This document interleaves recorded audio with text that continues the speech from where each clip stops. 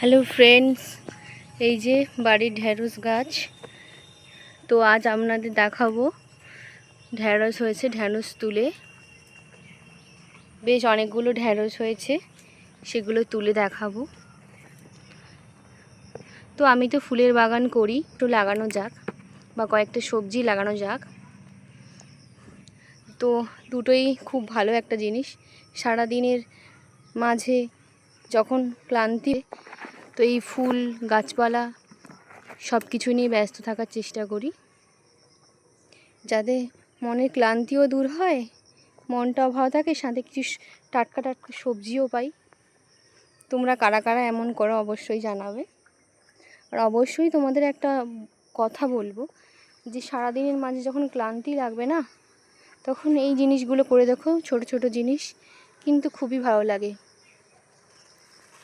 আর ঢ্যাঁড়স গাছের ফুল যে এত ভালো লাগে দেখতে, কি বলবো বন্ধুরা, কার কার ভালো লাগে অবশ্যই জানাবে। খুব প্রচুর ঢ্যাঁড়স হয়েছে, ছোট ছোট, দু একটা বড় হয়েছে।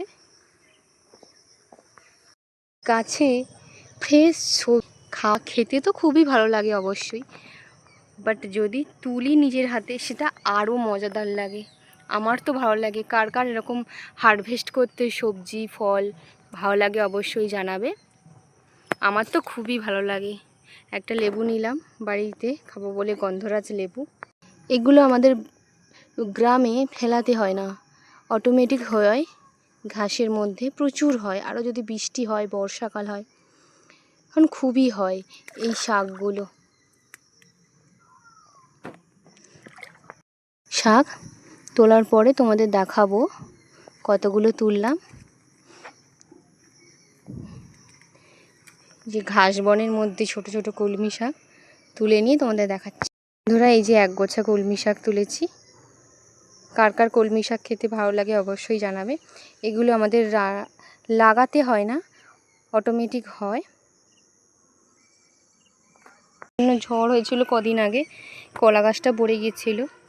তো এই যে কাঁচকলা, যেটা আমি তুলে নিয়ে যাচ্ছি বাড়িতে নিয়ে যাচ্ছি রান্না হবে বলে।